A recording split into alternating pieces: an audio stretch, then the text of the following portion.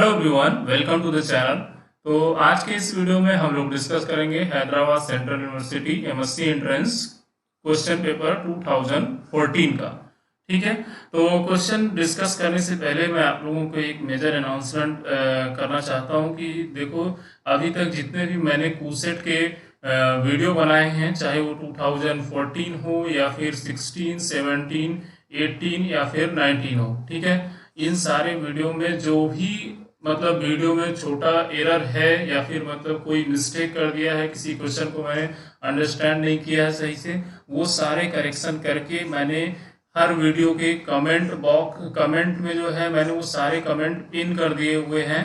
तो आप लोगों से रिक्वेस्ट है कि देखो यार, मैं भी आप लोगों के लिए इतनी मेहनत करता हूँ, तो मैं नहीं चाहता हूँ कि आप लोग जो है कोई क्वेश्चन मेरी वजह से गलत करके आओ। तो जितने भी क्वेश्चन का मुझे अभी तक एरर समझ में आया है कि हाँ यहाँ पे प्रॉब्लम है, उसको मैंने करेक्ट करके वो हर वीडियो के कमेंट सेक्शन में मैंने कमेंट में पिन कर दिया है।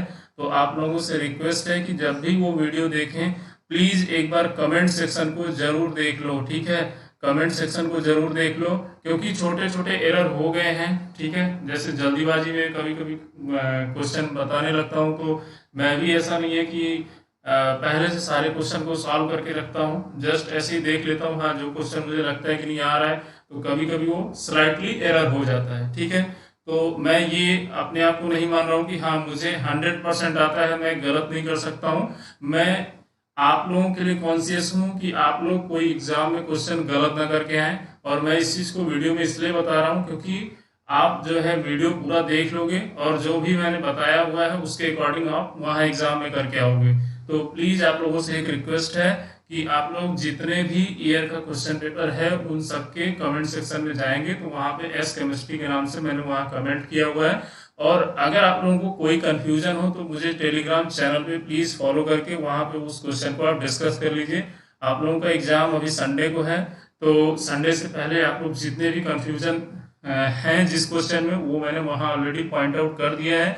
अगर किसी और क्वेश्चन में आपको डाउट लगता है तो वो उसको मैं डिस्कस करने के लिए आप लोगों का स्वागत करूंगा। ठीक है, तो यही अनाउंसमेंट था। ठीक है, तो चलिए आज के क्वेश्चन पेपर को स्टार्ट करते हैं। और हाँ, स्टार्ट करने से पहले प्लीज आप लोग ज्यादा से ज्यादा दोस्तों को वीडियो शेयर करिए।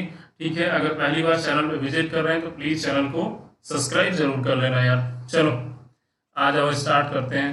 The product in the following reaction. तो देखो इस क्वेश्चन को कैसे करोगे, तो यहाँ जैसे NaOH लेता था, यहाँ OD ले लिया, तो इसका मतलब ये OD माइनस बेस की तरह काम करेगा। बेस क्या करेगा, प्रोटॉन लेगा।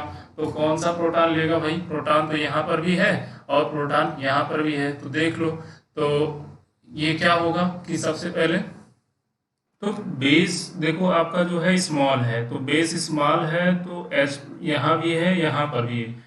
तो अगर स्मॉल बेस है तो वो काइनेटिक थर्मोडायनेमिक प्रोडक्ट बनाता है, थर्मोडायनेमिक इनोलेट मतलब मोर सब्स्टिट्यूटेड इनोलेट बनता है। तो ये OD माइनस इस H प्लस को लेगा और यहाँ पर डबल बॉन्ड बनेगा और ये O माइनस होगा। अगर यहाँ पर आपका LDA होता ना, तो बल्कि बेस होता तो वो इधर से लेता, लेस हिंडर्ड साइड से। अगर ये स्मॉल बेस है, KOH है, NaOH है, तो ये लोग यहाँ से लेंगे। ठीक है, मोर हिंडर्ड साइड से, और ये आपका थर्मोडायनेमिकली कंट्रोल प्रोडक्ट बनाएंगे। तो यहाँ देखो ये सिंपल आपका O माइनस हो जाएगा और डबल बॉन्ड ये इस टाइप से और ये मिथाइल। इसके बाद क्या होगा कि यहाँ पर ये फिर से रिवर्स आएगा और ये D2O से क्या होगा कि यहाँ पर D ले लेगा। ठीक है, तो फाइनली जो आपका बनेगा वो OH यहाँ सॉरी ये डबल बॉन्ड O बनेगा और ये आपका यहाँ पर मिथाइल है और ये D लग जाएगा। राइट, अब देखो यहाँ पर दिया नहीं है कि ये जो NaOH है या एक्सेस में है या फिर 1 इक्विवेलेंट है। तो अगर 1 इक्विवेलेंट होगा तो आपका प्रोडक्ट यही होगा, मतलब कि आपका A ऑप्शन होगा। राइट, अब यहाँ दिया नहीं है, दिया नहीं है तो आप यहाँ एक्सेस कंसीडर कर सकते हैं, क्योंकि भाई हमें यहाँ तो दिया नहीं है तो हम एक्सेस में ले सकते हैं। तो फिर से क्या करो, फिर से NaOH ले लो, मतलब NaOD। तो अब क्या करेगा, OD माइनस यहाँ से प्रोटॉन लेगा कार्बोनिल वाले का, क्योंकि अब तो यहाँ पे अवेलेबल ही नहीं है। ठीक है, तो ये इसको लेगा और यहाँ डबल बॉन्ड बनेगा और ये O माइनस होगा। तो इस टाइप से आपका देखो ये होगा कि O माइनस हो जाएगा और यहाँ तो मिथाइल था ही, डी है ही, और यहाँ पर H है और यहाँ डबल बॉन्ड हो जाएगा। फिर से ये O माइनस डबल बॉन्ड बनाएगा और ये फिर से डबल बॉन्ड कहाँ जाएगा, ड्यूटेरियम के D को ले लेगा, राइट। तो यहाँ से D ले लेगा तो ये फिर फाइनली जो है इस टाइप से आपका बन जाएगा, ये मिथाइल, ये D और ये डबल बॉन्ड O हो जाएगा और यहाँ पर आपका H और D ये आएगा, राइट। अब देखो इसके बाद क्या होगा कि फिर वन इक्विवेलेंट आएगा, फिर इस H को ले लेगा और यहाँ पर फिर से D आ जाएगा सेम प्रोसेस के द्वारा। तो अगर यहाँ पर एक्सेस है तो ये आपका D आंसर सही होगा, अगर वन इक्विवेलेंट है तो A ऑप्शन सही होगा। यहाँ कुछ नहीं दिया है तो आप D कंसीडर करोगे, मतलब एक्सेस में कंसीडर करोगे, ठीक है। अगला क्वेश्चन देखो, most abundant noble gas in air. तो सबसे ज्यादा जो अबंडेंट है मतलब एयर में गैस का, वो है आपका आर्गन का, तो ये आर्गन इसका आंसर करेक्ट होगा। अगला क्वेश्चन है आपका, देखिए कि व्हेन 8.3 ग्राम है किसी कंपाउंड का, कंटेन करता है नाइट्रोजन, हाइड्रोजन और ऑक्सीजन को, was decomposed at 1000 degree Kelvin, 3 liter of each nitrogen, water and oxygen were obtained। The empirical formula निकालना है। तो देखो क्वेश्चन क्या है कि आपको कोई कंपाउंड है जिसमें NH और O है, ठीक है, इसका 8.3 ग्राम दिया हुआ है, ये 1000 डिग्री केल्विन पे डिकम्पोज होकर के प्रोड्यूस क्या कर रहा है, N2 कर रहा है, H2O कर रहा है और ऑक्सीजन को कर रहा है, ठीक है।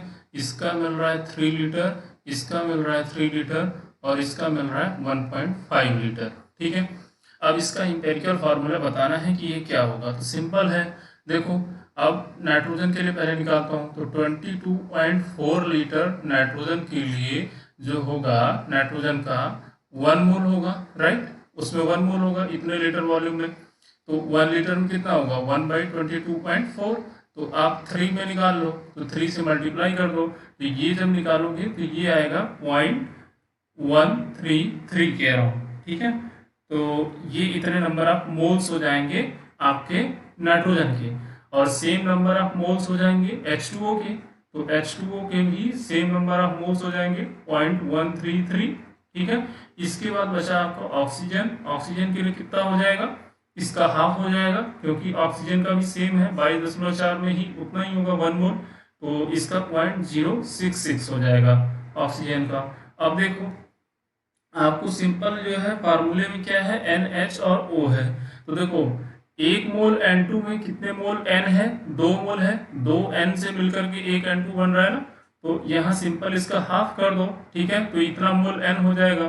तो N का अगर वैल्यू निकालोगे तो ये होगा 0.066 हो जाएगा। ऐसे ही आप H2O में देखो 2 मोल हाइड्रोजन है, ठीक है, तो ये भी हो जाएगा कितना 0.066, एक हाइड्रोजन का वैल्यू मतलब 1 मोल हाइड्रोजन का। तो ऐसे ही 1 मोल ऑक्सीजन का केवल O एटम की बात कर रहा हूं मैं, ठीक है, क्योंकि हमको एटम का कंपोजिशन चाहिए। तो यहाँ ऑक्सीजन मॉलिक्यूल है, इसमें 2 एटम है ऑक्सीजन के, तो इसका कितना हो जाएगा 0.033, ठीक है।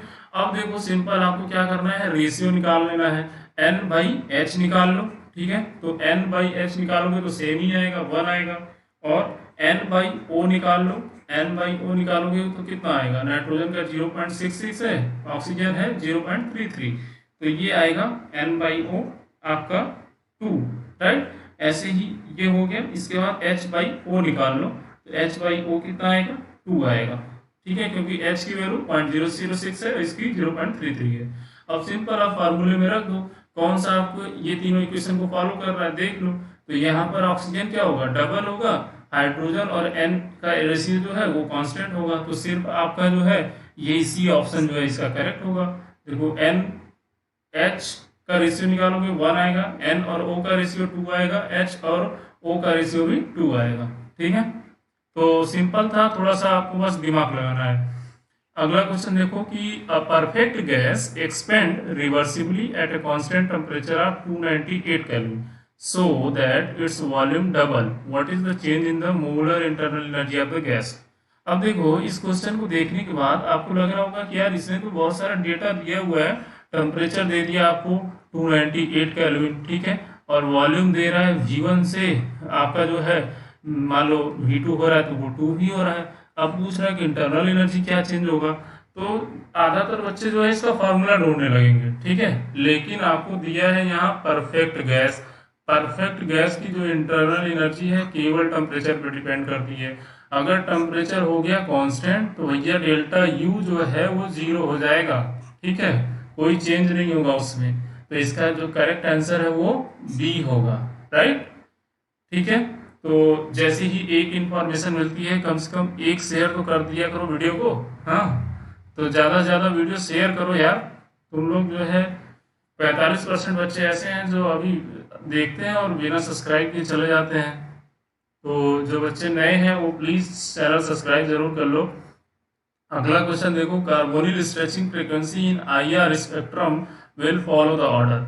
तो सिंपल क्या है, आईआर आपको जो है स्ट्रेचिंग फ्रीक्वेंसी का ऑर्डर निकालना है। तो देखो यहाँ पे एक आपका पास कीटोन है CH3 C double bond O CH3 है, दूसरा आपके पास एस्टर है CH3 C double bond O O CH3, और तीसरा एमाइड है, ठीक है, CH3 CO NH2। अब देखो एमाइड में क्या होगा कि नाइट्रोजन का जो लोन पेयर ऑफ इलेक्ट्रॉन है ये रेजोनेंस में पार्टिसिपेट करता है, मतलब प्लस आर इफेक्ट शो करता है, तो इसकी कार्बोनिल स्ट्रेचिंग फ्रीक्वेंसी सबसे कम होगी, ठीक है। तो सबसे कम एमाइड का होगा, तो या तो ये हो सकता है या ये होगा।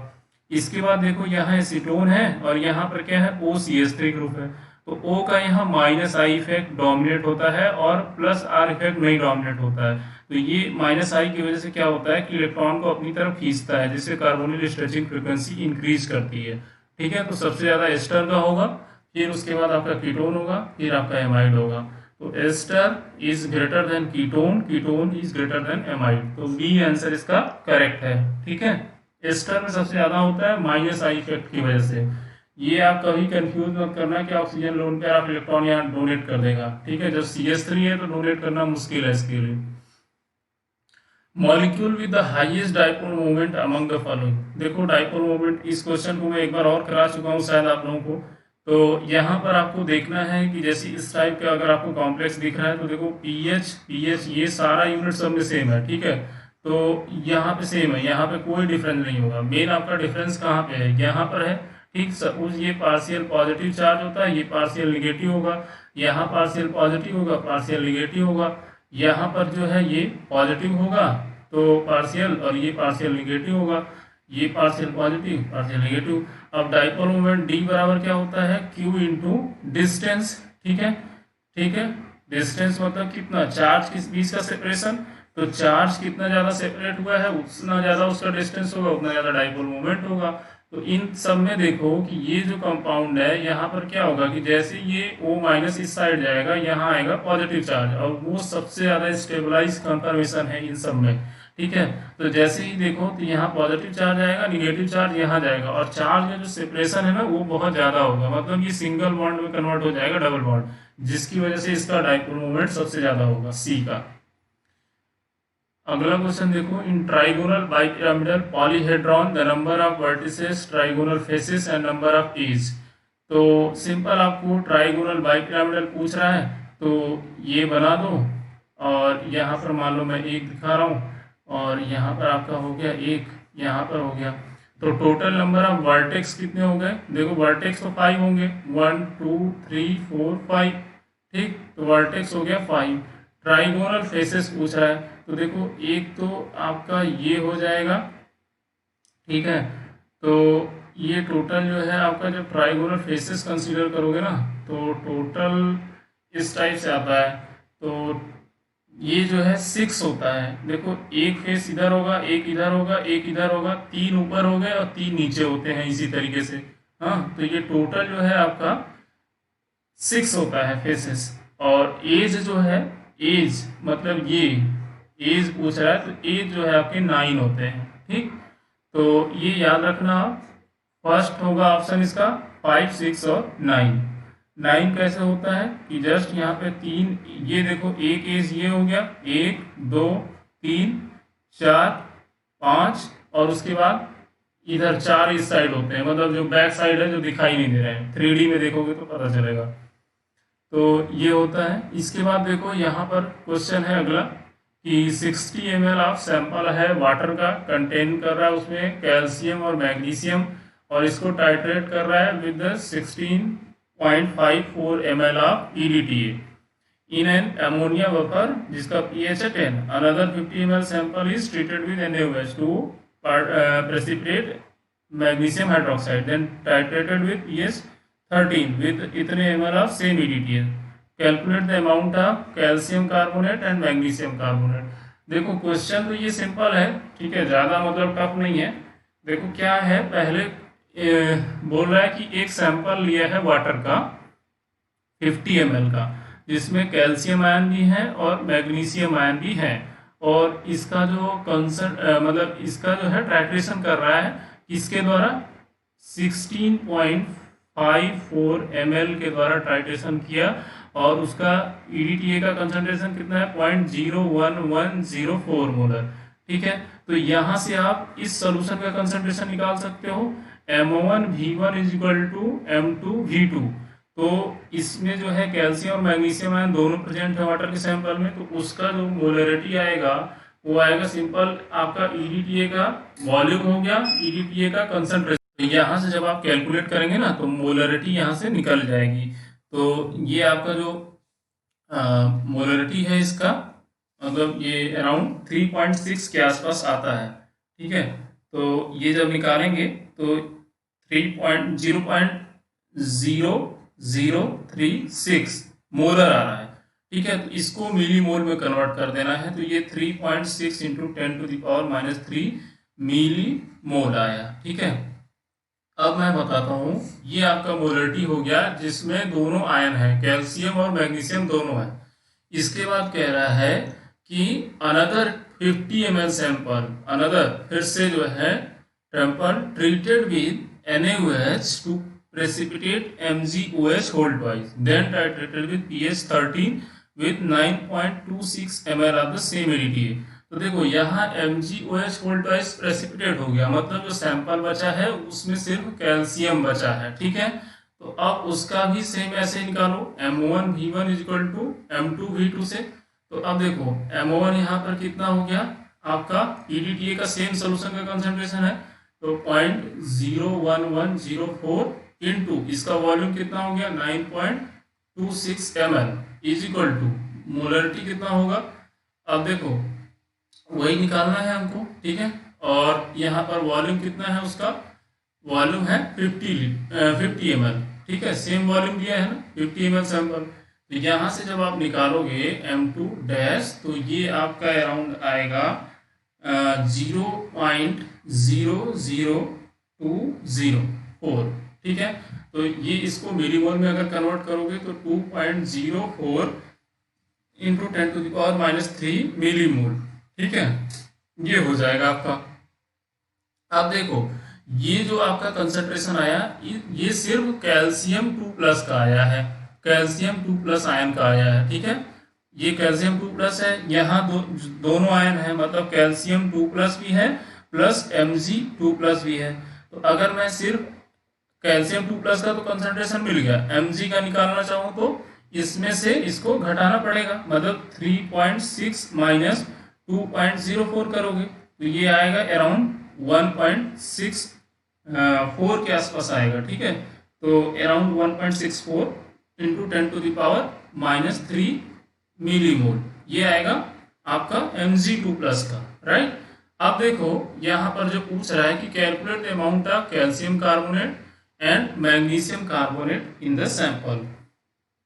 तो इन टर्म्स ऑफ ppm, तो ये जो ppm पूछ रहा है ना, ppm ही क्या होता है कि हार्डनेस ऑफ वाटर को डिफाइन करता है. ठीक है, मतलब ये जो है ये हार्डनेस ऑफ वाटर को डिफाइन करता है. तो कैसे निकालोगे, यहाँ पर जो हार्डनेस ऑफ वाटर होता है ना, कैल्शियम, सपोज कैल्शियम 2+ के लिए आप निकाल रहे हो, तो यहाँ जो होता है मोलरिटी ऑफ कैल्शियम 2+, मतलब यहाँ पे आया जो ये है 2.04 इंटू 10⁻³ मिलीमोल.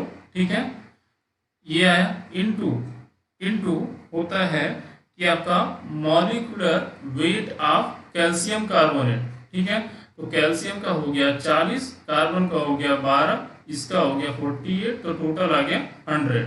तो molecular weight of calcium carbonate ये हो जाएगा 100. ठीक है, इंटू 10⁻⁻6 ppm में डिफाइन करते हैं। इसको हम डिफाइन करते हैं एक्चुअली कि वेट ऑफ, ये जो हार्डनेस होता है इसको डिफाइन करते हैं वेट ऑफ कार्बोनेट इन 10⁻⁻6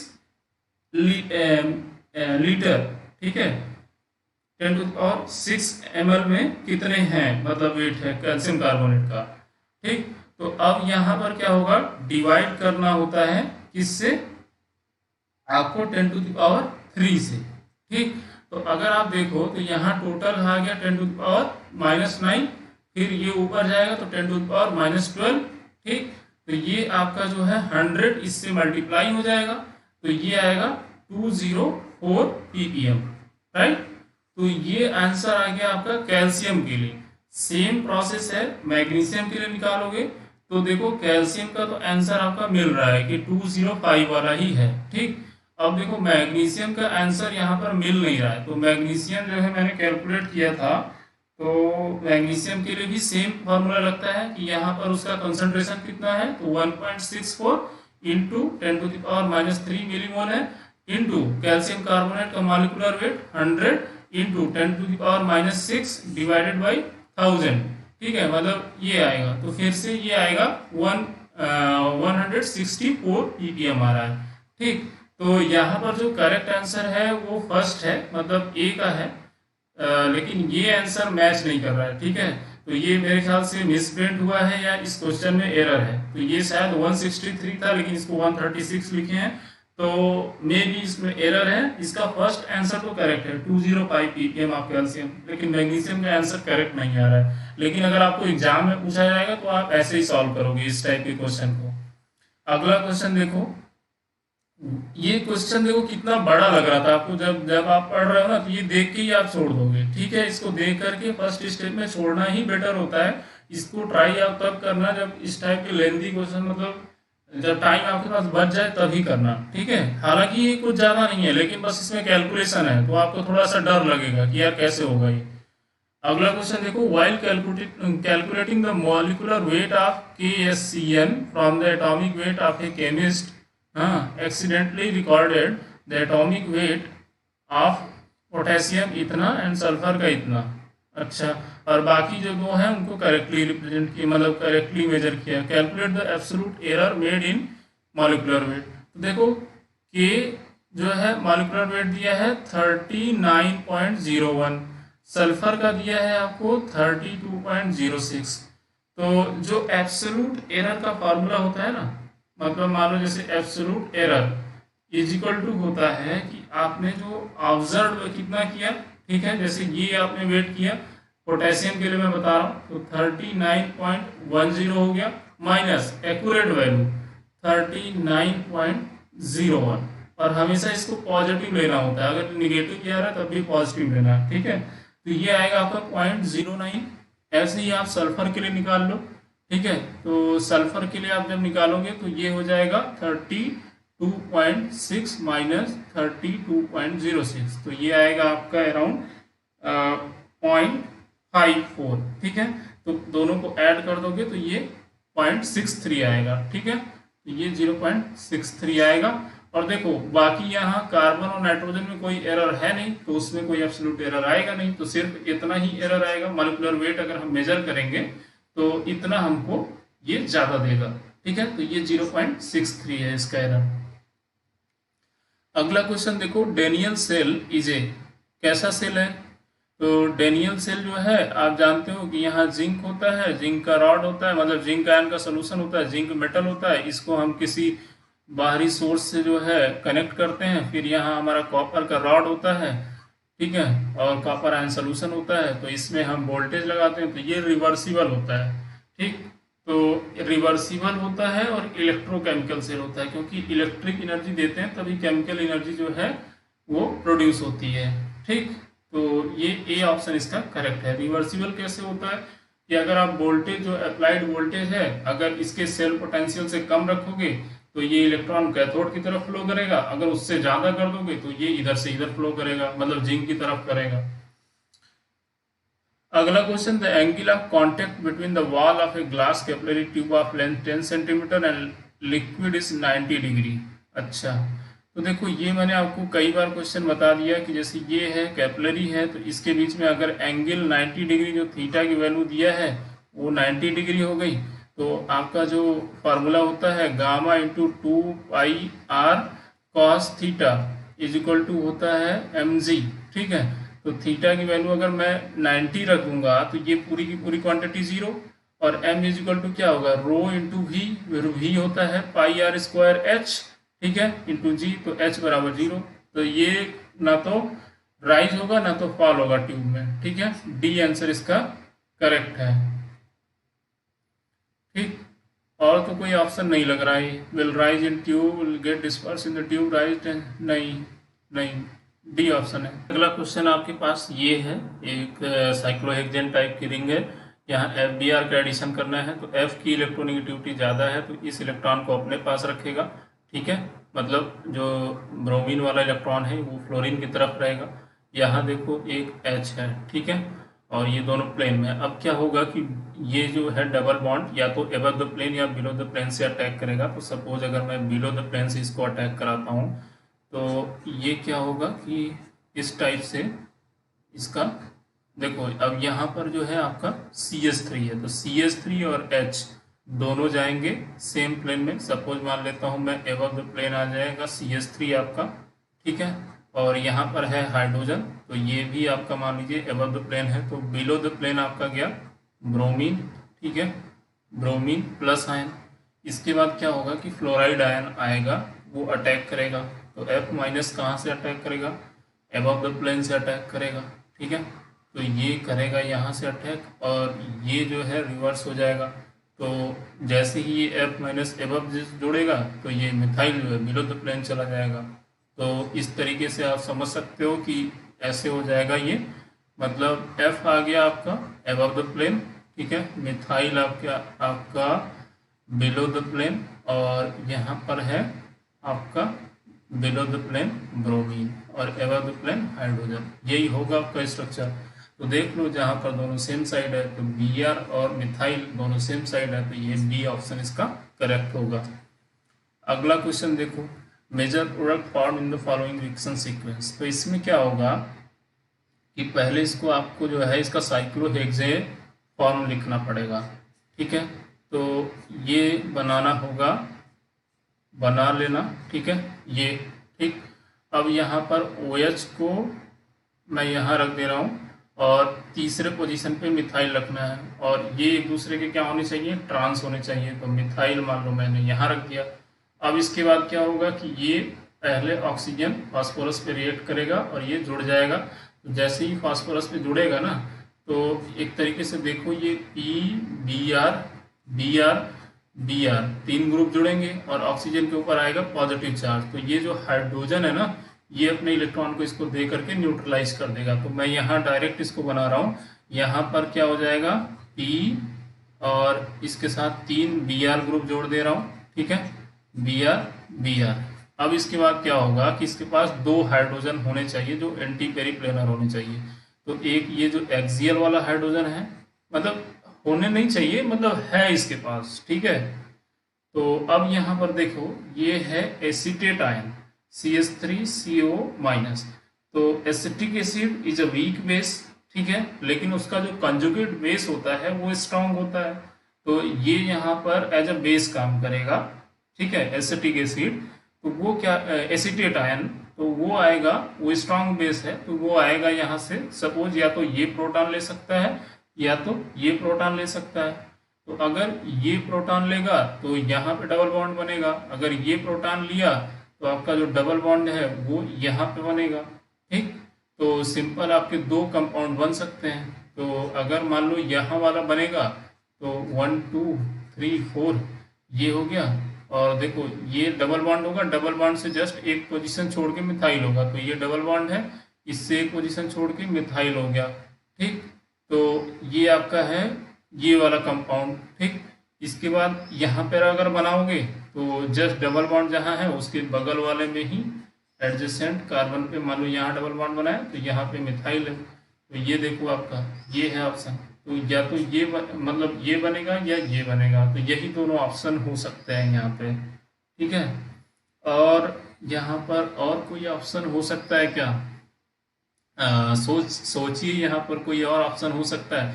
देखो ये जैसे यहाँ पर आएगा ना, तो इसके बाद यहाँ से ये ग्रुप ऑक्सीजन देखो डबल बॉन्ड बना करके फास्फोरस के साथ रिमूव हो जाएगा। तो और कोई ऑप्शन तो मुझे नहीं लग रहा है, अगर आप लोगों को लगेगा तो बताना जरूर, ठीक है। मुझे तो यहाँ पे यही लग रहा है ऑप्शन कि ये सी ऑप्शन बनेगा प्रोडक्ट। अच्छा, अगला क्वेश्चन देखो कि 50 ml of 0.1 molar acetic acid was taken in 100 ml conical flask. तो ये भैया ले लिया फ्लास्क है, सपोज ये ले लिया फ्लास्क, यहाँ 100 ml है, ठीक है।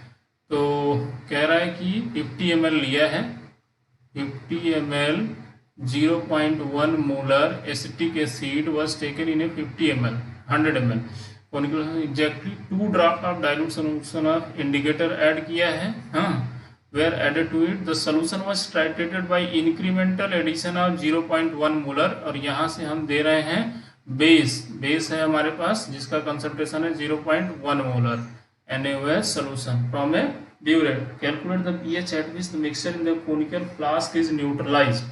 तो pH अगर हिंडरसन इक्वेशन से हम लिखेंगे तो pH बराबर होगा pK plus log of conjugate base मतलब salt upon acid, weak acid, ठीक है। तो यही होगा। तो अब यहाँ पर देखो कि pK कितना हो जाएगा, इसका लॉग लेकर के माइनस लॉग Ka, ठीक है, minus log of Ka is equal to हो जाएगा ये आपका जो है pK, ठीक है। तो जब यहाँ Ka की वैल्यू दिया हुआ है तो यहाँ से निकालेंगे तो ये अराउंड 4.7 के आसपास आ रहा था, ठीक, 4.37 या ऐसे कुछ था।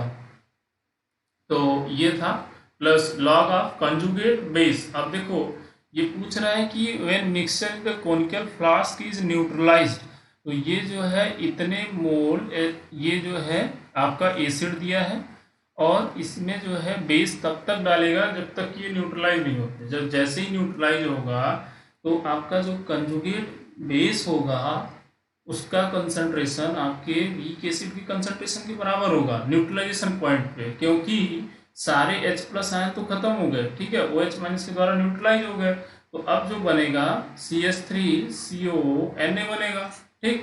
तो जो भी आपका देखो पहले जितना अमाउंट है वो ये सपोज न्यूट्रलाइज हो जाएगा, उसके बाद आपके वीक एसिड के बराबर हो जाएगा जो मतलब कंजुगेट बेस है तो उसका कंसंट्रेशन, तो ये 0.1 मोलर के ही इक्वल होगा। तो लॉग ऑफ 0.1 डिवाइडेड बाई 0.1 रखेंगे तो ये 0 आएगा, तो ये अराउंड 4.7 के ही आसपास आना चाहिए।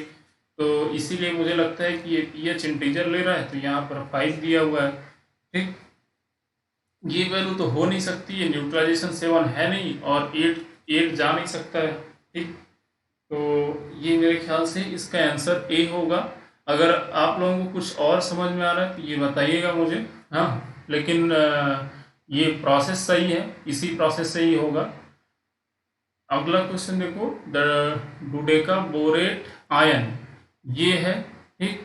तो BnHN2- तो ये होता है क्लोजो बोरेन, तो ये क्लोजो हो जाएगा। Standard enthalpy of vaporization of water at its normal boiling point is इतना। तो डेल्टा H वेपराइजेशन दिया है by T is equal to होता है डेल्टा S। तो इंट्रॉपी या इंटरनल एनर्जी चेंज पूछ रहा है, तो इंट्रॉपी बराबर ये कर दूंगा तो निकल जाएगा। तो इंट्रॉपी ये आपका इंथैल्पी दिया है 40.7 किलो जूल पर मोल, ठीक है, और यहाँ पर टेम्परेचर है 100 डिग्री सेंटीग्रेड, तो इसको 273 कर दूंगा केल्विन में। तो ये यहाँ से सॉल्व करूंगा तो ये 109 के आसपास आएगा, ठीक है, जूल केल्विन में, जूल में, ठीक। और ये इंटरनल एनर्जी पूछ रहा है, तो देखो डेल्टा H जो होता है ये होता है delta U plus E delta V, यही होता है। अब वेपराइजेशन प्रोसेस जो हो रहा है, ठीक है, तो उसमें क्या है कि वॉल्यूम में कोई चेंज तो हो नहीं रहा है, हाँ, वॉल्यूम कांस्टेंट है और प्रेशर भी कांस्टेंट है। तो वॉल्यूम अगर कांस्टेंट होगा तो ये 0 हो जाएगा, तो जो डेल्टा H है वो डेल्टा U के इक्वल होगा। तो जो डेल्टा H है 4 ये AC के इक्वल होगा, तो ये A ऑप्शन इसका करेक्ट होगा। The general reason for the elevation of boiling point of solvent when a non volatile solute is dissolve in it. तो देखो यहाँ पर जब सॉल्यूशन होता है, सॉल्यूशन में आपका जो मतलब जब सॉल्वेंट होता है, सॉल्वेंट में आप सॉल्यूट डालते हो नॉन वोलाटाइल, तो वो उतने सरफेस एरिया को कवर कर लेता है जिसकी वजह से उसका बॉइलिंग पॉइंट में एलिवेशन होता है। तो ये मेनली होता क्यों है? तो पूछ रहा है कि बोल रहा है कि attractive interaction between solvent and solute molecule, नहीं ये तो नॉन वोलाटाइल है, कोई इंटरेक्शन नहीं होता है। रिपल्सिव इंटरेक्शन ये भी नहीं होता है। तो इंक्रीज इन एंट्रोपी, ये सही बात है, ठीक है, जितने नंबर ऑफ मॉलिक्यूल होते हैं उनसे ज़्यादा मॉलिक्यूल और बढ़ जाते हैं, तो ये होता है इंक्रीज इन एंट्रोपी, इसका करेक्ट आंसर है। The sequence of reagent that will accomplish the synthesis of para toluidine, मतलब ये 4 एमिनो टोलुइन। तो देखो ये आपको बनाना है, मैं आपको बता देता हूँ, ये टोलुइन है, ये NH2 है, ठीक है। अब देखो दो प्रोसेस यहाँ दिया है, पहले में दिया है कि ये फ्रीडल-क्राफ्ट एल्काइलेशन करा रहा है, और दूसरा प्रोसेस ये है कि पहले नाइट्रेशन करा रहा है। तो देखो अगर आप पहले यहाँ पर बेंजीन मॉलिक्यूल ले रहे हो, ठीक है, तो अगर यहाँ पर बेंजीन का सिंपल आप नाइट्रेशन करा रहे हो ना, तो ये पहले नाइट्रेशन बन जाएगा, मतलब NO2 बन जाएगा। इसके बाद इसको आप FeSCl दे रहे हो, ठीक है। अगर आप ये रिएक्शन कराते हो CH3AlCl3, तो ये मेटा डायरेक्टिंग ग्रुप है, तो ये CH3 यहाँ पे आएगा, तो ये ऑप्शन नहीं हो सकता है। अगर इसको ले रहे हो तो ये NO2 NH2 में कन्वर्ट हो जाएगा, और इसके बाद अगर CH3Cl कराओगे तो ये NH2 में भी पॉसिबिलिटी है कि मिथाइल को ले सकता है, ठीक है, तो NMe बन सकता है, तो ये दूसरा ऑप्शन भी नहीं होगा। अब बात करते हैं ये वाला ऑप्शन, तो पहले इसका क्या करो कि फ्रीडल-क्राफ्ट एल्काइलेशन करा दो, तो ये क्या होगा कि टोलुइन बन जाएगा, बिल्कुल सही है, ठीक है। इसके बाद क्या कराओ, नाइट्रेशन कराओ, नाइट्रेशन कराओगे तो ये आर्थो पैरा डायरेक्टिंग है, तो मान लो पैरा पोजीशन पे आ जाएगा, ठीक है, ये भी सही है। टोलुइन कराया, NO2 आ गया। इसके बाद आयरन HCl के साथ, तो NO2 NH2 में कन्वर्ट हो जाएगा, और OH है NaOH है, तो वो OH में ही कन्वर्ट हो जाएगा, तो ये बी ऑप्शन इसका करेक्ट है। और ये देखो यहाँ तक है, लेकिन इसके बाद H2 है, तो H2 से NO2 का रिडक्शन नहीं होता है, ठीक है, तो इसलिए ये रिएक्शन नहीं होगा। तो इसका करेक्ट आंसर जो है वो क्या होगा, बी होगा, ठीक, बी इसका करेक्ट आंसर होगा। The molecule at the different oxidation level in the following set of compound, तो यहाँ देखो डिफरेंट बोल रहा है कि molecule at different oxidation level, तो मतलब वहाँ पे ऑक्सीडेशन लेवल डिफरेंट होना चाहिए, तो किस में हो सकता है? तो जहाँ तक मुझे लग रहा है, तो देखो ये पहला जो कंपाउंड है ये कीटो में ग्रुप में है, इसको मैं इनॉल में कन्वर्ट कर सकता हूँ, ठीक है, तो एक ऑक्सीडाइज फॉर्म है और दूसरा रिड्यूस फॉर्म है, ठीक, तो ये OH हो गया, जबकि यहाँ पर तो ऐसा नहीं हो सकता, यहाँ पर भी नहीं हो सकता है, ठीक है, ये अगर आप डबल बॉन्ड भी दोगे तो यहीं रुक जाएगा, और यहाँ पर भी नहीं हो सकता है, ठीक, तो मेरे ख्याल से फर्स्ट ऑप्शन इसका करेक्ट है। Amount of 14C isotope in the piece of wood is found to be 1/6 of present in the fresh wood. Calculate the age of wood. ये तो बहुत सिंपल है, आपको T हाफ दिया है तो पहले K की वैल्यू निकाल लो, ये ठीक है, T हाफ से यहाँ रख के K निकाल लो, उसके बाद T टोटल टाइम जो है वो वही 2.303 K की वैल्यू लॉग ऑफ, अब देखो यहाँ N0/N रखना है, तो N0 इनिशियल कंसंट्रेशन हो गया, और जो प्रेजेंट में बोल रहा है कि 1/6 of that present in A fresh would, मतलब फ्रेश वुड में मान लो N0 था तो उसका 1/6 हो गया, ठीक, तो ये है आपका N, तो N0/6 है, तो ये कैंसिल कर दो तो log 6 आएगा, तो इसको सॉल्व करोगे तो ये फर्स्ट ऑप्शन इसका करेक्ट होगा, ठीक है। Which of the following is not an essential criteria for gravimetric analysis? तो ग्रेविमेट्रिक एनालिसिस के लिए देखो कि रिएक्शन शुड बी क्वांटिटेटिव, ये तो सही है कि क्वांटिटेटिव नहीं होगा तो मिलेगा कैसे, हाँ, मतलब कितना स्टैचोमेट्री इन्वॉल्व हो रहा है। Product should be precipitate easily, ये भी बात सही है, होना चाहिए। प्रेसिपिटेट शुड पॉजेस कलर, ये इसेंशियल नहीं है, ठीक है। Particle size of the precipitate should be bigger, हाँ, जब ज़्यादा बड़ा साइज होगा तभी वो प्रेसिपिटेट होगा, अगर स्मॉल साइज होगा तो सॉलेबल हो जाएगा, तो इसलिए इसका सी ऑप्शन गलत है, डी ऑप्शन सही है, ठीक है। तो इसमें जो है आपको पूछा था इनकरेक्ट स्टेटमेंट, तो ये सी होगा, right. In case of weak electrolyte, the conductance at infinite dilution can be estimated by using Kohlrausch law. ठीक है. The product when the isotope undergoes series of 2 beta emission followed by 2 alpha emission. Beta मतलब 2 electron निकलना है, alpha मतलब 2He4 निकालना है. तो simple आप निकाल दो, बैलेंस कर दो. 19TH234 है, यहाँ से पहले आप 2 बीटा निकाल रहे हो, मतलब इलेक्ट्रॉन 0 -2 मतलब -1 इंटू 2 कर दोगे, प्लस 2He4 का 2 कर दो. बाकी क्या बचेगा आपका, देखो कंपाउंड जो बच रहा है ये मेरे ख्याल से अराउंड देखो 4 यहाँ हो गया, 8 यहाँ कम कर दो, तो ये तो हो गया 226. तो 226 वाला ही कंपाउंड सही होगा, क्योंकि यहाँ पर तो बैलेंस हो जाएगा. हाँ, -2 है तो सिर्फ नीचे वाले में कम होगा. ठीक, तो आपका केवल 2 कंपाउंड है, एक ये हो सकता है, एक ये हो सकता है. इसके बाद ये भी सॉल्व कर लो भाई. 4 यहाँ हो गए, 4 में से 2 कम कर दो. ठीक है, तो ये हो गया 2, तो 90 में से 2 कम करोगे तो 88. तो फर्स्ट ऑप्शन इसका करेक्ट होगा. समझ में आया ना.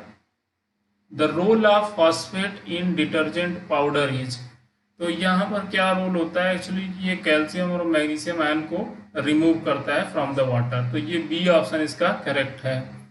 Conversion of terminal alkyne into methyl ketone, तो देखो टर्मिनल एल्काइन है मेरे पास CH, इसको कन्वर्ट करना होता है कीटोन में.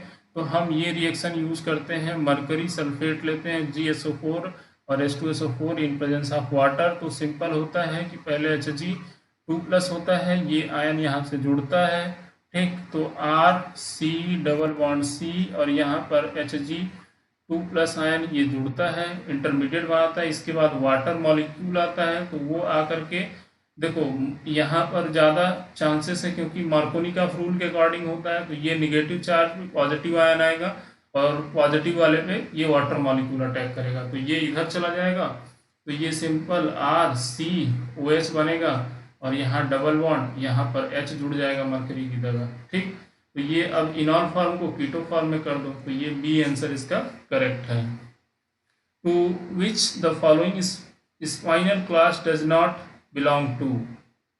ठीक है, to which of the following spinel class does Fe3O belong to.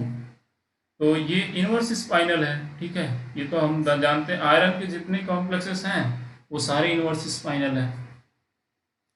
Using the IUPAC nomenclature name the following complex. तो सबसे पहले देखो यहाँ पर ब्रीजिंग कॉम्प्लेक्स है और पूरे कॉम्प्लेक्स पे +3 ऑक्सीडेशन स्टेट है. HCN-1 होगा तो X-1 plus X is equal to होगा 3, तो ऑक्सीडेशन स्टेट आएगा +2. इसके बाद देखो SCN है जो कि ब्रीजिंग में है, तो यहाँ पर सबसे पहले ब्रीजिंग का नाम देते हैं, तो म्यू थायोसाइनेटो. उसके बाद आ जाएगा 20, हाँ, ट्राई एमीन. ठीक है, और ये पॉजिटिव चार्ज है तो डाई प्लेटिनम सेकंड क्लोराइड. तो ये C आंसर इसका करेक्ट होगा. ठीक है, फोर्थ ऑक्सीडेशन स्टेट +2 आ रहा है दोनों में. अगला question, pH of the solution prepared by mixing इतने मोलर NaOH एंड इतने मोलर HCl. तो ये देखो बहुत ही सिंपल क्वेश्चन है कि सबसे पहले इनका नंबर ऑफ मिलीमोल्स निकाल लो. तो यहाँ पर कितना नंबर ऑफ मिलीमोल्स हो जाएगा, 50 × 0.3, तो ये आएगा 15. ठीक है, और यहाँ निकालोगे तो 5 आएगा 0.1 का. तो अब देखो कितना न्यूट्रलाइज होगा HCl का, दोनों स्ट्रॉन्ग है, तो 10 मिलीमोल बचेगा किसका, 10 मिलीमोल बचेगा आपका NaOH का. ठीक है, तो ये हो गया concentration number of moles upon में वॉल्यूम ऑफ सोल्यूशन. तो टोटल वॉल्यूम हो गया 50 + 50 100 ml होगा, तो ये कैंसिल हो जाएगा इससे, तो ये काट दोगे तो 0.1 आएगा. तो 0.1 ये OH- आयन का कंसंट्रेशन आया. तो अब लॉग ऑफ OH-, ठीक है, POH निकल जाएगा, माइनस ले लोगे तो ये जब आप सॉल्व करोगे तो माइनस लॉग ऑफ OH- का आयन का कंसंट्रेशन 0.1, तो ये डिवाइड कर दोगे तो ये आएगा 1. ठीक है, तो POH आ गया आपके पास 1, तो pH इज इक्वल टू हो गया 14 माइनस POH, तो ये आएगा 13. तो करेक्ट आंसर होगा 13.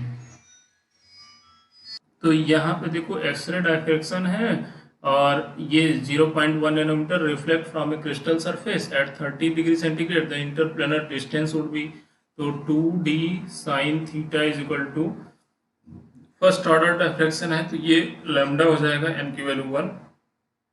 अब लैम्डा जो है इतने नैनोमीटर का यूज कर रहा है, 0.1 नैनोमीटर का। d की वैल्यू आपको निकालना है, ठीक है, और साइन थीटा आपको दिया है, तो simple d is equal to क्या होगा, 0.1 डिवाइडेड बाई 2 इंटू साइन 30, 1/2 होता है, तो ये 0.1 नैनोमीटर आएगा। Among the following reaction the one which not result in CC bond formation, तो देखो राइमर टीमैन रिएक्शन होता है, सैलिसिलिक एल्डिहाइड बनता है, ठीक है, मतलब फिनॉल से आपका सैलिसिलिक एल्डिहाइड बनता है ना, ये CHO बनता है, तो ये है यहाँ पे CC बॉन्ड। फ्रीडिल क्राफ्ट होता है, वुड्स रिएक्शन होता है, कैनिजारो में नहीं होता है, क्यों, देखो CHO है ना, बेंजीन रिंग है अगर आपके पास, तो ये क्या बनाता है, एक तो बनाता है CH2OH, ठीक है, और दूसरा बनाता है C डबल बॉन्ड OH, मतलब एसिड बनता है, तो इसमें आपका CC बॉन्ड नहीं होता है, तो D ऑप्शन इसका करेक्ट है। Most stable cation among the following is, ठीक है, तो देखो यहाँ पर क्या है कि सबसे पहले देखो CHF5, तो CH4 होता है, लेकिन इसके पास अब लोन पेयर अवेलेबल नहीं है कि ये अगले H+ को लेगा, स्टेबल होगा, तो ये सबसे कम स्टेबल होगा, ठीक।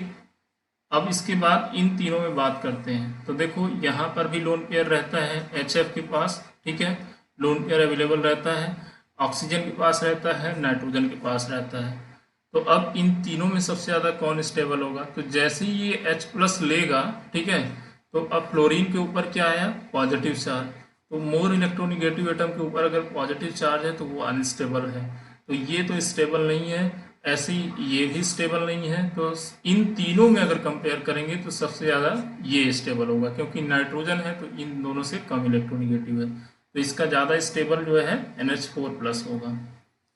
Bond order and bond type in C2 molecule, देखो C2 का इलेक्ट्रॉनिक कन्फिग्रेशन लिख लो, तो टोटल कितने नंबर ऑफ इलेक्ट्रॉन हो जाएंगे, 12, तो 1 सिग्मा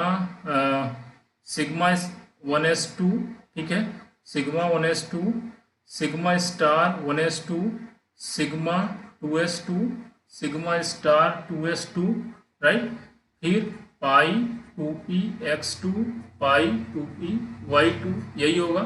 देखो 2 4 6 8 10 12, तो जो लास्ट की इलेक्ट्रॉन है यहाँ तक तो ये कैंसिल हो जाएगा, ठीक है, जितना होमो में है उतना बॉन्डिंग में है, उतना एंटी बॉन्डिंग में है, इसके बाद वाला जो है ये देखो 4 इलेक्ट्रॉन पाई बॉन्ड में जा रहे हैं, तो मतलब 2 पाई बॉन्ड का फॉर्मेशन हो रहा है, सिग्मा बॉन्ड नहीं बन रहा है, ठीक है, तो ये C ऑप्शन इसका करेक्ट होगा, ठीक। नंबर ऑफ बॉन्ड 2 और 2 pi bond.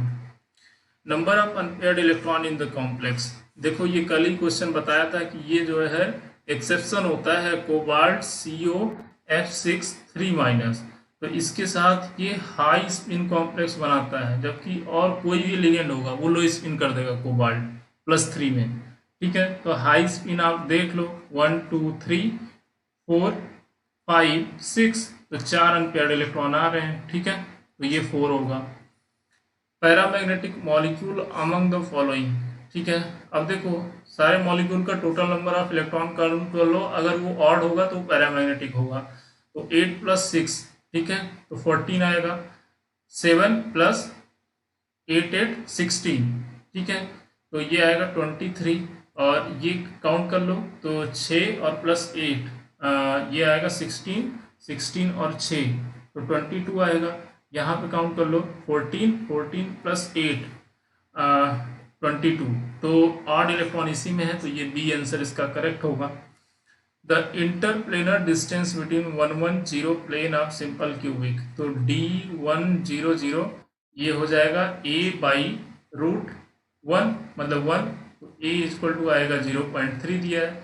The distance between इस प्लेन के बीच में पूछ रहा है, तो D122 ये हो जाएगा a/√4 + 4 + 1 9, तो दैट मीन्स कि a/3, तो a की वैल्यू है 0.3 डिवाइडेड बाई 3, तो ये आएगा 0.1, तो करेक्ट आंसर होगा first. Molecular shape of IF5, तो आई के पास 7 अनपेयर्ड इलेक्ट्रॉन है। देखो 2 2 4 2 6 1 7, 7 में से 5 बॉन्डिंग में है, ठीक है, और बचेगा कितना, एक लोन पेयर, ठीक। तो इसका स्क्वायर प्लेनर ज्योमेट्री होता है, मतलब ये पिरामिडल, प्लेनर नहीं पिरामिडल होता है। आई आई आई, इधर भी आई, इधर भी आई, और इधर लोन पेयर ऑफ इलेक्ट्रॉन। तो ये अगर इसके मॉलिकुलर शेप की बात करें तो ये जो है स्क्वायर पिरामिडल होता है। तो सी ऑप्शन इसका करेक्ट है। Which of the following is true for an electrolytic cell. देखो इलेक्ट्रोलिटिक सेल जो होता है ना, यहाँ क्या होता है, नॉन स्पॉन्टेनियस रिएक्शन होती है, ठीक है। तो ये इसका बी ऑप्शन करेक्ट है, non spontaneous reaction is force to occur. The structure which is not a resonance structure of other in the following. तो देखो पूछ रहा है कौन एक दूसरे के स्ट्रक्चर रेजोनेटिंग स्ट्रक्चर नहीं है, ठीक है। तो ये तो है, ठीक, ये बनाओगे तो ये बन जाएगा। फिर से यहाँ से रिवर्स करोगे तो यहाँ पर निगेटिव चार्ज हो सकता है, ठीक है, ये हो सकता है। तो ये देखो ये है, लेकिन ये कोई ऐसा कंपाउंड नहीं होगा कि जिसका ये रेजोनेटिंग स्ट्रक्चर है यहाँ पे। तो ये सी आंसर इसका करेक्ट है, ठीक है, समझ में आया। अगला देखो कि which among the following compound which not considered aromatic in its behaviour. तो ये तो एरोमेटिक है, ये भी एरोमेटिक है, ये भी एरोमेटिक है, तो बी आंसर इसका करेक्ट होगा। The decreasing order of acidic strength among the trichloroacetic acid, trifluoroacetic acid, acetic acid and formic acid. तो सिंपल है, देखो सबसे ज्यादा एसिटिक कौन हो जाएगा, ट्राइफ्लोरोएसिटिक, क्योंकि CF3COOH है, सबसे ज्यादा इलेक्ट्रॉन यही खींचेगा। फिर CCl3COOOH है, ये खींचेगा। उसके बाद है आपका एसिटिक एसिड, और देन है आपका फॉर्मिक एसिड। तो देखो यहाँ पर बता देता हूँ कि इन दोनों में किसका ज्यादा होगा। तो यहाँ पर तो मिथाइल ग्रुप है जो कि इलेक्ट्रॉन डोनेट कर रहा है, तो यहाँ इलेक्ट्रॉन डेंसिटी ज्यादा होगी, तो इसकी एसिडिटी कम हो जाएगी और इसकी ज्यादा होगी। तो फर्स्ट ऑप्शन हो गया आपका पहला वाला, मतलब ट्राई फ्लोरो एसिटिक, नहीं, सेकेंड वन सबसे ज्यादा होगा, मतलब ट्राई फ्लोरो। उसके बाद होगा ट्राई फ्लोरो, मतलब फर्स्ट वाला, ठीक है, फिर आपका फोर्थ होगा, फिर आपका थर्ड होगा। तो ये सी ऑप्शन इसका करेक्ट है। आई होप कि ये सारे क्वेश्चन आप लोगों को समझ में आए होंगे। इन क्वेश्चन को जरूर प्रैक्टिस करके जाओ, इसमें से कोई क्वेश्चन रिपीट कर सकता है, या फिर कोई भी क्वेश्चन के बेसिस पे दूसरा क्वेश्चन